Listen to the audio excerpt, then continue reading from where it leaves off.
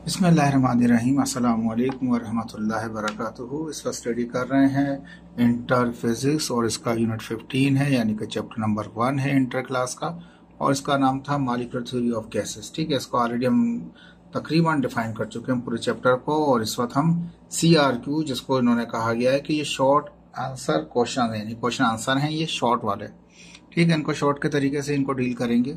और इसके बाद ERQ होगा, वो लॉन्ग क्वेश्चन हैं, वो ऑलरेडी मैं आपको नोट्स बना के बता चुका हूँ और लेक्चर में डिलीवर कर चुका हूँ, वहाँ से आपको मिल सकते हैं। और इसके बाद जो आपका आएगा नेक्स्ट लेक्चर आएगा वो आपका इसके प्रॉब्लम्स का आएगा, वो भी इंशाल्लाह जल्दी उसको अपडेट कर दिया जाएगा। ठीक है, तो इस वक्त हमारे पास ये जो है हमारे पास CRQ है हमारे पास है। इसका पहला क्वेश्चन हमारे पास है 15.1 कहा गया है। इसको कहता है why the earth is not in the thermal equilibrium with sun. अब थर्मल और इक्विलिब्रियम दो चीजें बता रहा है, यानी एक हीट है और दूसरा उसमें क्या है वो बैलेंस है। यानी कि थर्मल इक्विलिब्रियम तभी बनता है, आप लोग सब जानते हैं, तभी बनता है जब दो बॉडीज आपस में इक्वल टेम्परेचर पे आ जाएं। ठीक है, तो उसको कहते हैं थर्मल इक्विलिब्रियम। फर्स्ट कर लिया कि मेरे पास एक ऑब्जेक्ट ये है, इसका कवर है और हमारे पास, और एक हमारे पास पेन है हमारे पास। ठीक है, दोनों को हम फिजिकली भी कनेक्ट कर सकते हैं और ये थोड़ा सा डिस्टेंस पे भी कवर कर सकते हैं, इस तरह से कि इसका कुछ ना कुछ हीट यहाँ पे आती जाए। जब तक दोनों का टेम्परेचर बराबर नहीं हो जाए, फर्स्ट क्या ये हॉट बॉडी है और ये नॉर्मल बॉडी है, ये कनेक्ट कर दिया इनको, और जब तक इसका टेम्परेचर इसके बराबर नहीं हो जाए तो कोई इक्विलिब्रियम नहीं कहलाएगा। ठीक है, इस बात को गौर से समझिएगा आप। ठीक है, यानी कि दो ऑब्जेक्ट हमारे पास हैं, उनका टेम्परेचर जब तक सेम नहीं हो जाए, दोनों ऑब्जेक्ट पास पास रखे हुए हैं, एक हीट ट्रांसफर कर रहा है, ज्यादा टेम्परेचर, दूसरे की हीट कम है, वो गेन कर रहा है। जब तक वो ट्रांसफर करता रहेगा, जब तक वो गेन करता रहेगा, तो दोनों का टेम्परेचर बराबर नहीं हो जाए। जहां जाके दोनों का टेम्परेचर बराबर हो जाए उसे कहते हैं हम थर्मल इक्विलिब्रियम। इक्विलिब्रियम तो कहते हैं, लेकिन थर्मल इसलिए कि हीट ट्रांसफर हो रही होती है उसके अंदर। तो ये कहता है कि ये तो क्लियर हो गया आपको। ठीक है, थर्मल इक्विलिब्रियम के अंदर दोनों ऑब्जेक्ट का टेम्परेचर सेम होना चाहिए। कहता है कि क्यों नहीं, यानी क्यों अर्थ जो है वो थर्मल इक्विलिब्रियम नहीं बनाती, किसके साथ, सन के साथ। अल्लाह रहम करे, कभी भी ऐसा नहीं होना चाहिए। मैंने यहाँ पे दिखाया एक सन है हमारे पास, ठीक है, और वो 93 मिलियन माइल्स दूर है किससे, अर्थ से। किलोमीटर में बोले तो 150 मिलियंस किलोमीटर वो फार है किससे, वो अर्थ फार है किससे, सन से। अगर सन का टेम्परेचर वो भी टू मच है, अगर वो और ये दोनों का टेम्परेचर इक्वल हो जाए, जमीन तो जल के भुन जाएगी, खत्म हो जाएगा, कुछ भी नहीं बचेगा यहाँ पर। अल्लाह तबारक तआला का हिसाब है, थर्मल इक्विलिब्रियम नहीं होता इसके अंदर।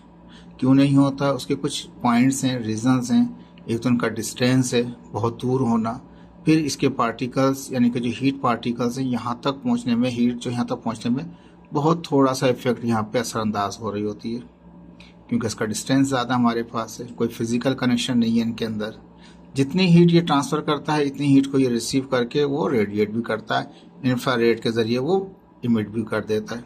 ठीक है, तो ये चीजें जो है इसको हम स्टडी करेंगे क्यों है। तो कहता है कि earth is not in the thermal equilibrium, earth जो है थर्मल इक्विलिब्रियम नहीं होती सन के साथ। क्यों कि सन रेडिएट करता है energy in all the direction. Sun ऐसा ही नहीं है कि सारी हीट इसी को ही दे रहा है, अपने जितनी भी हीट है वो रेडिएट कर रहा है सर्कुलरली, तमाम जगह पर वो हीट जा रही है। ठीक है, एक तो इश्यू ये भी है कि डायरेक्टली पूरी हीट इसको नहीं दे रहा, वन डायरेक्शन नहीं है, ओमनी डायरेक्शन है, चारों तरफ है हमारे पास। There is no any physical contact in between them, दोनों के दरमियान में कोई फिजिकल कॉन्टेक्ट नहीं है कि जो रास्ता हो जिसके पाइप के जरिए वो हीट यहाँ आ जाए, ऐसा भी नहीं है। एयर है, स्पेस है यहाँ पे, हमारे पास यहाँ से स्पेस से बाद में फिर जब वो अर्थ की सर्किल में आ जाता है, फिर एयर भी आ जाती है उसके अंदर, क्लाउड भी आ जाते हैं इसके अंदर। ठीक है, ये बहुत सारी चीजें आ जाएंगी इसके अंदर। तो कहता है कि सन रेडिएट करता है तमाम डायरेक्शन के अंदर, there is no physical contact in between them, दोनों के दरमियान में कोई फिजिकल कॉन्टेक्ट नहीं है। हीट बोले, एनर्जी बोले, रेडिएशन बोले, are coming to earth through space, space के थ्रू होकर आ रही होती है। ठीक है, अर्थ के रीजन में आएगी, ग्रेविटी की फील्ड में आएगी तो असर इफेक्ट अलग हो जाएगा उसका, और बादल क्लाउड ये अलग है हमारे पास। Distance between them is too much, बहुत बड़ा फासला है, बहुत दूर है उससे।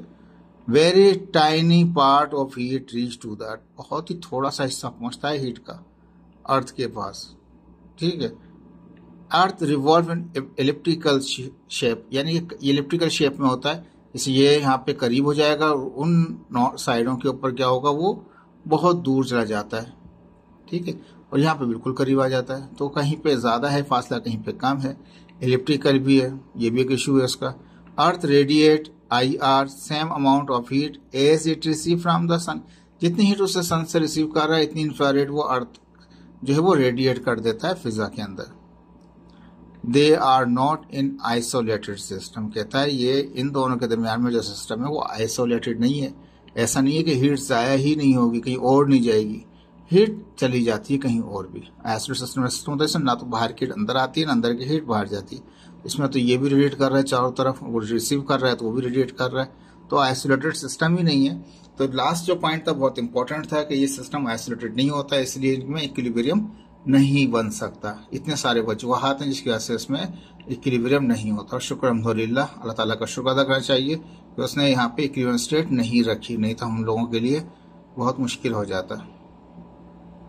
ठीक है, डिस्क्राइब कीजिए relationship between temperature and kinetic energy. ये हम पढ़ चुके हैं पहले भी कि टेम्परेचर जो है वो डायरेक्टली प्रोपोर्शनल है काइनेटिक एनर्जी का, या ये कह रहे हैं काइनेटिक एनर्जी डायरेक्टली प्रोपोर्शनल है टेम्परेचर के साथ। टेम्परेचर बढ़ाएंगे तो काइनेटिक एनर्जी बढ़ती जाएगी। ठीक है जी, कंसिडर कर लिया है ना आइडियल गैस। एक आइडियल गैस है जिसको सिस्टम में रखा हुआ है। When temperature system is increase, जब सिस्टम का टेम्परेचर बढ़ाना शुरू करेंगे, कोई कंटेनर है, कंटेनर के अंदर गैस है, उसको जैसे ही हीट देना शुरू करेंगे तो इज इंक्रीज ड्यू, कहता है कि when the temperature system is increase due to भी, जैसे सिस्टम का टेम्परेचर बढ़ेगा उसकी वजह से क्या होगा, translational motion of gas molecule increase. अब मॉलिक्यूल हम जानते हैं गैस के मॉलिक्यूल्स वो तो ट्रांसलेशनल मोशन करते हैं, वो मूव करते रहते हैं, सीधा जाते हैं, टकरा के कहीं और मुड़ जाते हैं। That is called translational zigzag motion हो रहा होता है उनका। तो वो क्या होता है, जैसे ही टेम्परेचर लेते हैं तो उनका वो मॉलिक्यूलों का जो मोशन है वो इंक्रीज हो जाता है ग्रेटर वेलोसिटी के साथ। ठीक है, टेम्परेचर प्रोपोर्शनल है काइनेटिक एनर्जी, काइनेटिक एनर्जी बराबर है हाफ mv² के। तो यानी कि टेम्परेचर बढ़ेगा तो मास तो बढ़ने से रहा, मास तो वही रहेगा, हाफ कांस्टेंट है वो भी वही रहेगा, इसका मतलब उसकी वेलोसिटी बढ़ जाएगी। तो फार्मूला भी इंडिकेट यही कर रहा है और यहाँ पे भी हम ये बता रहे हैं कि जैसे टेम्परेचर बढ़ाएंगे किसी सिस्टम का तो मॉलिक्यूल जो है उनका ट्रांसलेशन मोशन जो है वो ग्रेटर स्पीड के साथ होना चाहिए था, बहुत तेज बढ़ना चाहिए था, depending upon the increase value of the temperature. जितनी टेम्परेचर बढ़ाएंगे इतना ही मॉलिक्यूलों की स्पीड वेलोसिटी बढ़ जाएगी, जितना ही कम टेम्परेचर करते जाएंगे इतनी ही कम हो जाएगी। जैसे कूल करना शुरू कर दें सिस्टम को, if the temperature of system is decrease करना होता है उसको कूल करने तरफ ले जाए हम, due to which the translation motion of the gases decrease, उनके मॉलिक्यूलों का जो मोशन है वो डिक्रीज हो जाएगा विथ लोअर वेलोसिटी, बहुत lower depending upon the decrease value of that. जितना कम टेम्परेचर करेंगे इतना ही मॉलिक्यूलर मोशन कम हो जाएगा, जितना ज्यादा टेम्परेचर करेंगे इतना ही ज्यादा हो जाएगा। According to graph of kinetic energy and temperature, जो ग्राफ बनता है उसका उस साइड पर दिखा रहे हैं, ये केल्विन में टेम्परेचर दिखा रखा है, ये काइनेटिक एनर्जी। जैसे जैसे टेम्परेचर बढ़ता जाता है काइनेटिक एनर्जी बढ़ती जाती है, स्ट्रेट लाइन बन जाती है। The graph of the kinetic energy and the temperature straight line. क्यों स्ट्रेट लाइन है कि y is equal to mx, ये एक इक्वेशन होती है हमारे पास स्ट्रेट लाइन की। m जो स्लोप होता है वो x एक्सिस फर्स्ट कर लें टेम्परेचर है, y एक्सिस फर्स्ट कर लें आप, वो हमारे पास काइनेटिक एनर्जी है। तो m क्या है वो कांस्टेंट है, तो यहाँ पे भी अगर देखें तो जैसे इस रिलेशन को हम इज इक्वल टू हटाएंगे तो कांस्टेंट आ जाएगा। तो काइनेटिक एनर्जी बराबर है कांस्टेंट इनटू टेम्परेचर के। तो टेम्परेचर कौन सा है वो x एक्सिस को शो कर रहा है, काइनेटिक एनर्जी के y एक्सिस को शो कर रही है, तो उसका मतलब कि ये स्ट्रेट लाइन ही बनेगा इसका। ये लेक्चर में अच्छा मैंने डिफाइन किया है, वहां से भी आप लेक्चर से भी देख सकते हैं इसको। ठीक है, क्वेश्चन नंबर 2 हो गया इसका। इसके बाद क्वेश्चन नंबर इसका 3 है, कहता है इट इज ऑब्जर्व्ड, ये ऑब्जर्व किया गया है डेट के when the mercury in glass thermometer, जब थर्मोमीटर जो है ग्लास वाला थर्मोमीटर उसमें मरकरी है, is put in a flame, आग के शोले के पास या आग के अंदर लेकर चले जाते हैं। कहीं पे आग चल रही है वहां पे हम लेकर आ जाते हैं कि इसको थर्मोमीटर को ले जाते हैं जो ग्लास वाला है। ठीक है, the column of a mercury first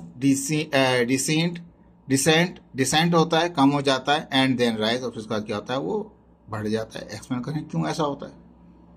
thermometer को जब आप लेके जाते हैं तो क्या होता है, जैसे वो आग के अंदर जाता है थर्मोमीटर, उसका फौरन जो उसमें जो लिट कर रहा होता है ऊपर तरफ बढ़ रहा होता है थर्मोमीटर, वो एकदम से गिर के नीचे आ जाता है, कहता है, और फिर थोड़ी देर बाद क्या होता है वो ऊपर बढ़ना शुरू हो जाता है। ये वजह क्यों होती है उसकी, तो सिंपल सी चीज है कि जब भी हम किसी को लेके जाते हैं तो अब जाहिर बात है गिलास का अपना थर्मल एक्सपेंशन है और मरकरी जो उसमें एक लिक्विड भरा हुआ है उसका अपना थर्मल एक्सपेंशन है। ठीक है, तो जाहिर बात है पहले थर्मल एक्सपेंशन के मुताबिक इसकी जिसकी वैल्यू कम है वो ज्यादा देर बाद ही हीट के ऊपर असर दिखाएगा। तो हम जानते हैं गिलास की वैल्यू कम होती है और थर्मामीटर की वैल्यू हायर होती है। नतीजा क्या होता है, पहले गिलास को ज़्यादा टेम्परेचर चाहिए होता है अपने अंदर ट्रांसफॉर्म होने के अंदर, अपने अंदर एनर्जी को ट्रांसफॉर्म करने के लिए या थर्मल एक्सपेंशन करने के लिए ज़्यादा टेम्परेचर चाहिए होता है उसको। वो जैसे ही उसका टेम्परेचर रीच होता है तो उस वक्त तक क्या होता है, मरकरी को कुछ भी नहीं मिल रहा होता मरकरी, और ये एक्सपेंड कर जाता है कि आपका थर्मामीटर। जैसे ही एक्सपेंड कर जाता है तो थर्मामीटर का जो वो है वो लिड वो नीचे गिर जाता है मरकरी का लिड। जैसे ही उसके बाद जब टेम्परेचर और फर्दर बढ़ाते हैं तो फिर वो जाना शुरू हो जाता है किसके पास, वो मरकरी का एकदम मरकरी फिर क्या होता है ऐसा ऐसा बढ़ना शुरू हो जाता है। तो यहाँ वही चीज़ बताएंगे, when glass thermometer is put और या प्लेस इन फ्लेम, किसी आग के शोले के अंदर कहीं पे हमने ग्लास थर्मामीटर को रख दिया है, the thermal expansion of mercury is higher, ये हमें पता है। थर्मल एक्सपेंशन जो है मरकरी का क्या है वो हायर है, उसकी वैल्यू क्या है बहुत हायर होता है than glass. As a result क्या होता है, initially only the glass is heated, पहले क्या होता है ग्लास की तो लो वैल्यू है हमारे पास से थर्मल एक्सपेंशन की, मरकरी की ज़्यादा है, तो मरकरी जो ग्लास है वो थोड़ा टाइम लेगा हीट होने के अंदर। तो पहले क्या होगा जब वो हीट हो रहा होगा तो यहाँ पे as a result initially only the glass is heated, पहले क्या होता है सिर्फ ग्लास ही हीट हो रहा होता है, थर्मामीटर का जो ग्लास शीशा जो होता है वो हीट हो रहा होता है। एंड एक्सपेंशन इन ग्लास अकर, जो ग्लास है उसका सिर्फ उसमें ही एक्सपेंशन हो रहा होता है। अकर ड्यू टू विच, जिसकी वजह से क्या होता है column of a mercury first descent और फॉल डाउन, पहले जैसे वो एक्सपेंड हुआ गिलास आपका फैला तो जगह मिली उसको तो वो एकदम से मरकरी नीचे आके गिर गया। After that when temperature reach to mercury, और जब ये थर्मल एक्सपेंशन अपनी वैल्यू को पहुंचा तो उसके बाद हीट आगे बढ़ेगी, जैसे वो आगे बढ़ेगी when the temperature reach to mercury, जैसे मरकरी को मिला मरकरी स्टार्ट राइजिंग, मरकरी ने आहिस्ता आहिस्ता एक्सपेंड करना शुरू कर दिया। एज अ थर्मामीटर चेंजेस और राइज होकर ऊपर चेंज होता जाएगा, mercury start rising as per the thermometer as per the temperature, जैसे जैसे उस टेम्परेचर उसका बढ़ता जाएगा ऐसे ऐसे उसमें राइज होता जाएगा। Because of higher value of the coefficient of thermal expansion means material is more sensitive to variation of the temperature, जिसकी वैल्यू जितनी ज़्यादा है थर्मल एक्सपेंशन की वैल्यू जितनी ज़्यादा है वो थोड़ा सा भी टेम्परेचर लेगा तो एकदम से ऊपर चला जाएगा, जिसकी वैल्यू कम है वो ज़्यादा टेम्परेचर लेगा फिर वो फैलेगा। ये नेक्स्ट चैप्टर आएगा उसमें हम डिफाइन करेंगे समझाएंगे आपको अच्छी तरह से इसको। तो कहने का मतलब थर्मल एक्सपेंशन की वजह से क्या होता है वो पहले नीचे आ जाता है, जब हीट उस तक पहुंचती है थर्मामीटर मरकरी के पास, मरकरी हाई वैल्यू होती है इसलिए हल्का सा टेम्परेचर पहुंचता है तो एकदम से वो अप जाना शुरू कर देता है। ठीक है जी, आसान सा सवाल था ये आपका। अब 4 में आते हैं, कहता है what is standard temperature and pressure, कहता है स्टैंडर्ड टेम्परेचर एसटीपी क्या है। तो हमने पढ़ा था कि स्टैंडर्ड टेम्परेचर प्रेशर क्या है, हमारे पास टेम्परेचर 0 डिग्री सेंटीग्रेड हो और टेम्परेचर 1 atm हो, एटमॉस्फेरिक प्रेशर हो। ठीक है, standard temperature pressure is used as a standard to compare the gases. ये क्यों लेते हैं इसको, इसलिए लेते हैं ताकि गैसेसों को हमें कंपेयर करना होता है कि उनके बिहेवियर, उनके रिएक्शंस और उनके रिएक्ट करना, बिहेव करना किस तरीके से होते हैं टेम्परेचरों के ऊपर। तो स्टैंडर्ड बना लिया हमने 0 डिग्री सेंटीग्रेड पे तमाम गैसें किस तरह बिहेव कर रही होती हैं जब उसका प्रेशर 1 atm हो। ठीक है, तो ये स्टैंडर्ड के ऊपर हर गैसेस को हम कंपेयर कर रहे होते हैं दूसरी गैसेस के साथ। वाटर मेल्टिंग पॉइंट 0, ये 0 का मतलब 273 केल्विन कह लें, बॉइलिंग पॉइंट 100 है या 100 को सेंटीग्रेड कह रहे हैं तो 373 केल्विन हो जाएगा। एट ओनली एसटीपी, ये तभी फॉलो होता है जब वो एसटीपी पे हो, यानी कि टेम्परेचर 0 हो और यानी टेम्परेचर बढ़ाएंगे जैसे 0 से 100 तक जाएंगे लेकिन प्रेशर कितना हो 1 atm हो। जब 1 atm प्रेशर होता है तब ही पानी जो है मेल्ट होता है 0 के ऊपर और 100 के ऊपर वो बॉयल होता है।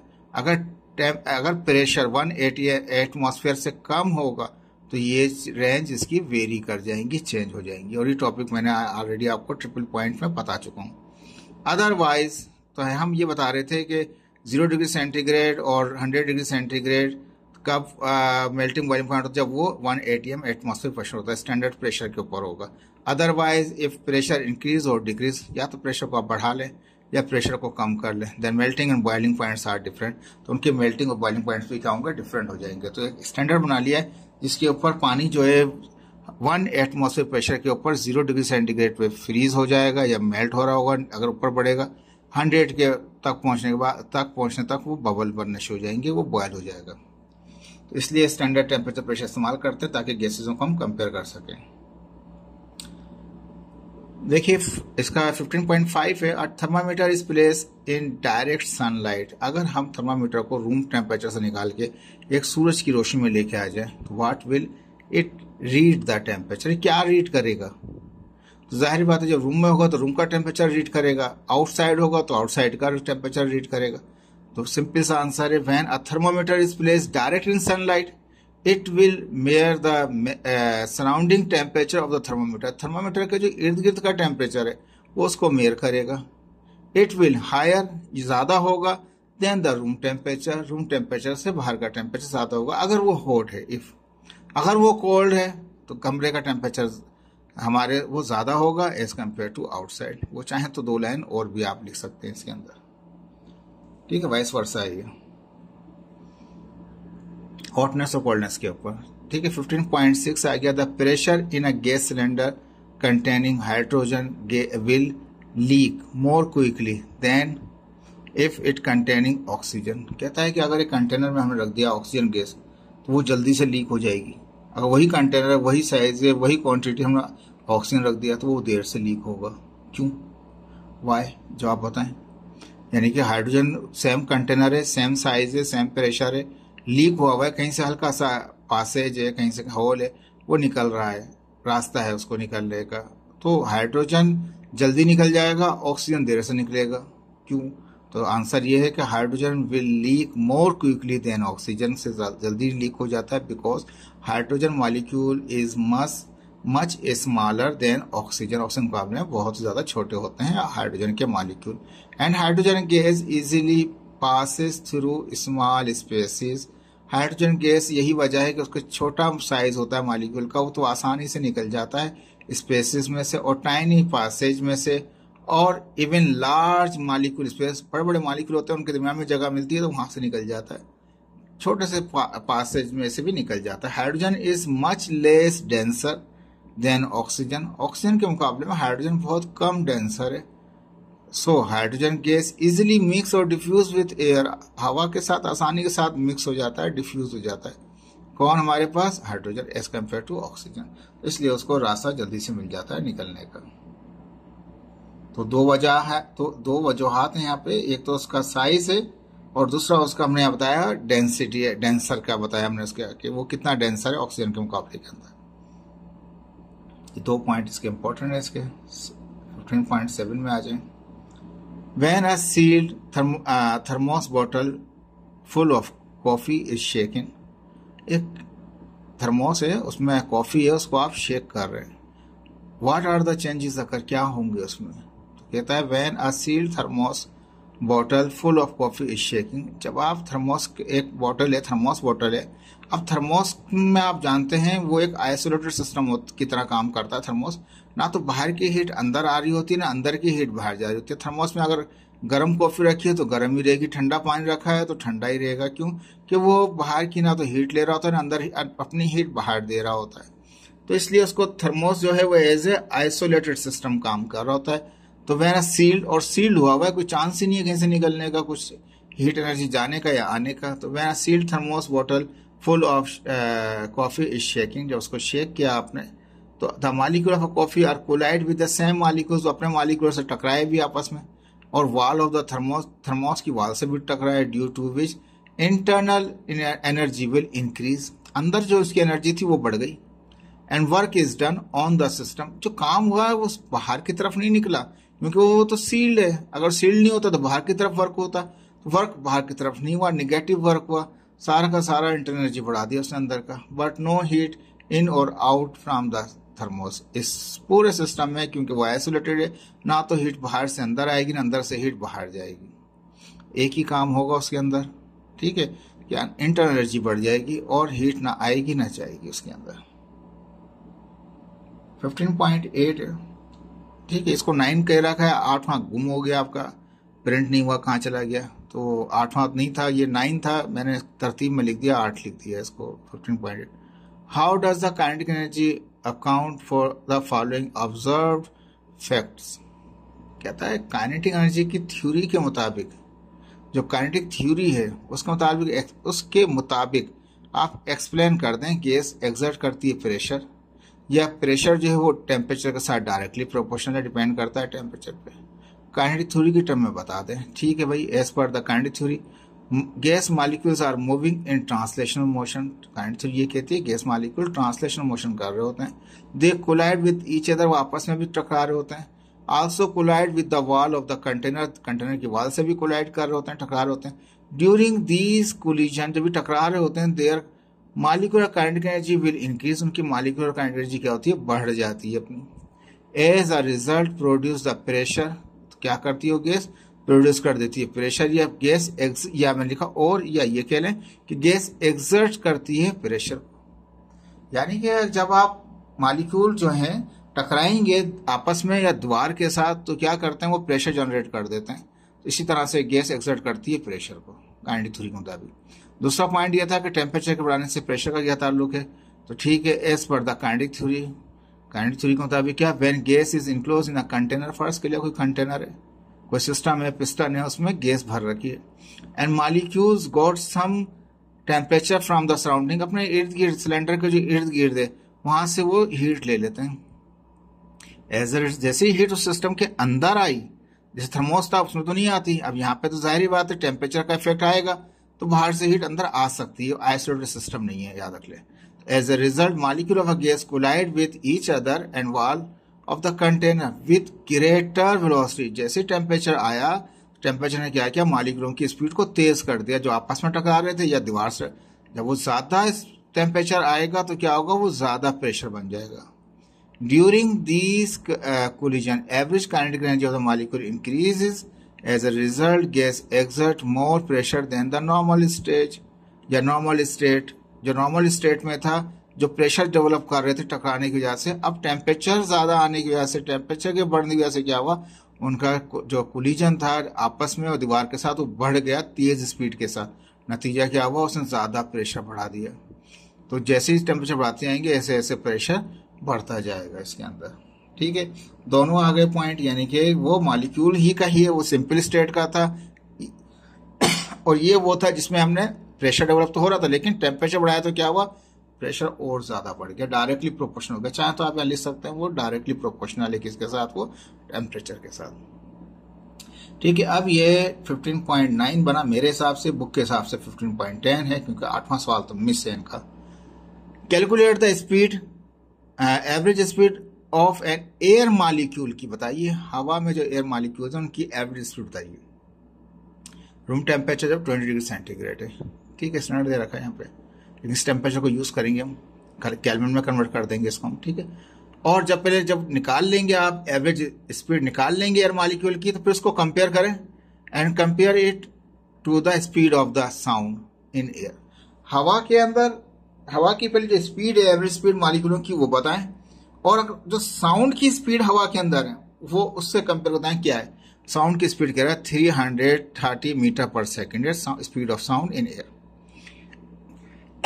तो स्पीड ऑफ एयर मॉलिक्यूल बताइए पहले, फिर बताइए ज्यादा है या कम है। ठीक है, एवरेज स्पीड को हम वी करके और स्लैश लगा देते हैं बार उसके ऊपर। ठीक है, जो रूट की निशानी बता रहा होता है क्वेश्चन मार्क, यानी कि RMS वैल्यू होती है हमारे पास स्पीड की, वेलोसिटी कहते हैं सर उसको, लेकिन यहाँ पे स्पीड ही का वो बोल रहा है। टेम्परेचर क्या है 20 डिग्री सेंटीग्रेड, इसको ज्यादा 273 केल्विन वैल्यूज ऐड करेंगे तो ये कन्वर्ट हो जाएगा केल्विन के अंदर। टेम्परेचर कितना हो गया केल्विन, 293 हो गया। बोल्ट्जमैन कांस्टेंट के होता है स्मॉल, जो 1.38 × -23 जाउल पर मॉलिक्यूल केल्विन होता है। ये केल्विन है और वो बोल्ट्जमैन कांस्टेंट है, फर्क है दोनों के अंदर। ठीक है जी, बड़ा क्या है वो छोटा क्या है, इस तरह से समझ लें आप इसको। बोल्ट्जमैन कांस्टेंट भी आ गया। ये वेलोसिटी वाला मैंने जब MCQs लास्ट लेक्चर कराया है उसमें मैंने बहुत सारी वेलोसिटीज निकाल के बताई है आपको, कंपेयर उसमें सवाल था हमारे पास, तो मैंने वो प्रैक्टिस कराई है आपको, वही प्रैक्टिस यहाँ दोबारा हो जाएगी। ये बहुत इंपॉर्टेंट क्वेश्चन हैं, ये आप रख सकते हैं शॉर्ट के अंदर। वहां से भी नाइट्रोजन का भी है था हमारे पास, ऑक्सीजन का भी था, हीलियम का, तीनों के मैंने बताए थे आपको, और यहाँ पे अब एयर का आ रहा है सिंपल। ठीक है, तो एयर के अंदर जाहिर बात है हीलियम भी है, एयर के अंदर ऑक्सीजन भी है, नाइट्रोजन भी है। जनरल क्या है हम उसको हम यहाँ पे थोड़ा डिफाइन करेंगे। वेलोसिटी एवरेज स्पीड मालूम करनी है, टेम्परेचर 20 था 293 हो गया। क्या बोल्ट्जमैन कांस्टेंट वैल्यू फिक्स होती है, याद रखनी चाहिए, आपको लेक्चर में बता चुके हैं। अब ये नई चीज दिया, मास ऑफ एयर मॉलिक्यूल्स का मास क्या है, तो मास को m लिखा है, एयर लिख दिया मैंने, तो वो मोलार मास से निकाला जिसमें एवोगाड्रो नंबर भी इस्तेमाल करता है। एवोगाड्रो नंबर 6.0 फिक्स होता है। एयर का जो मोलार मास होता है 28.96 होता है हमारे पास, ठीक है, 28.96 होता है। इसको आप डिवाइड करें, यानी कि सिंपल 28.96 को डिवाइड करते हैं 6.02 से, जो आंसर आएगा वो ये होगा। 10^23 को कुछ भी यूज नहीं कीजिएगा, ये ऐसे कैसे ऊपर ले जाइएगा, ऊपर की रकम को डिवाइड करते हैं 6.02 से, 4.81 समथिंग आ गया। ये ग्राम आया मेरे पास। अब केजी करूंगा तो 1000 से फिर डिवाइड कर दूंगा, तो पहली 23 है, 1 2 3 3 जीरो जो ऊपर जाएंगे तो वो माइनस के हो जाएंगे, 26 हो जाएगा, बाकी वैल्यू ऐसी रहने दें। जल्दी शॉर्ट हो गया, ठीक है। अब ये मास आ गया। सेकंड पार्ट में आपको कंपेयर करना है स्पीड को, दोनों को स्पीडों को, ठीक है। अब फार्मूला हम जानते हैं, फार्मूला क्या था हमारे पास, एवरेज स्पीड का फार्मूला होता है VRMS, यानी कि RMS value of the velocity, root के अंदर होता है 3 Boltzmann constant, temperature, mass, molar mass, यानी कि जो मास ऑफ द मॉलिक्यूल है, मॉलिक्यूल का मास है। अभी मॉलिक्यूल का मास हमने निकाला है, वो निकाला है 4.81 10^26, वो हमने यहाँ पे रख दिया 4.81 10^26, हमने मास निकाला था ना, ये केजी के अंदर यहाँ रख दिया। 3 अपनी जगह पर है, के बोल्ट्जमैन कांस्टेंट है तो हमने पढ़ा था 1.38 10^23, 1.38 10^23 है, ठीक है। टी टेम्परेचर तो वो 293 था, तो 293। अब आसान हल इसका ये है कि आप देख लीजिए 3 को मल्टीप्लाई करते हैं 1.38 से, जो जवाब है उसको ये 10 पावर के साथ नहीं कीजिएगा, ठीक है ना, क्योंकि नीचे भी 26 है, ये माइनस का है, ऊपर वाला नीचे का ही माइनस का है, ऊपर का भी माइनस का है, तो ये पावर को छोड़ दीजिएगा, बाकी 3 को मल्टीप्लाई करें 1.38 से, जो आंसर है उसको मल्टीप्लाई करें 293 से, और डिवाइड कर दें 4.81 से, ठीक है। तो वो आंसर आपका जो भी आंसर आएगा उसमें क्या होगा, ये वैल्यू 10^23 की और ये नहीं होंगी, ठीक है जी। जो भी जवाब आएगा, अभी 10^26 जो ऊपर जाएगा तो ये प्लस का हो जाएगा, तो 26 से 23 जाएंगे तो 3 बचेंगे पावर के, तो 10^3 का मतलब होता है 1000, यानी कि आपने 3 को 1.38 को 293 को मल्टीप्लाई करके डिवाइड से किया, जो भी जवाब आया उसको मल्टीप्लाई करें फिर 1000 से, तो 10 पावर को आपको सॉल्व करने की जरूरत नहीं पड़ेगी, वो समथिंग आ जाएगा। रेडिकल निकालेंगे तो 502.18 मीटर पर सेकेंड आ गया। अब उसने कितनी देर रखी थी, ये आ गया आपका आंसर। जो पहला पार्ट था एवरेज वेलोसिटी, यानी कि एवरेज स्पीड मालूम करनी थी एयर के अंदर, एयर की जो है एवरेज स्पीड ये होती है 502.18 मीटर पर सेकेंड होती है। और कंपेयर करना था इसको किससे, स्पीड ऑफ साउंड से, तो स्पीड साउंड 330 है, ये ज्यादा है, तो average velocity of air molecule आप चाहें तो लिख दें, डेट इज ब्रैकेट में लिख दें 502.18 मीटर पर सेकेंड इज ग्रेटर, ज्यादा होती है than the speed of sound के साथ, जो कि 330 है। तो ये 512 निकली एयर की स्पीड, और उसकी स्पीड कितनी थी साउंड की, वो 330 थी, तो ये ज्यादा है। ये आपका सॉल्व हो गया, इसमें और कुछ नहीं है इसके अंदर। नेक्स्ट लेक्चर आपका न्यूमेरिकल्स आएंगी, उसके बाद जैसे ही चैप्टर पूरा हो जाएगा तो मैं आपको उसी न्यूमेरिकल के साथ बना के रख दूंगा PDF करके, तो व्हाट्सएप नंबर पे आप मैसेज करें, आपको वहां से उसके फ्री के अंदर नोट्स मिल जाएंगे immediately. Okay, thank you so much. अल्लाह हाफिज़। शेयर करें, लाइक भी करें, इसको सब्सक्राइब भी करें।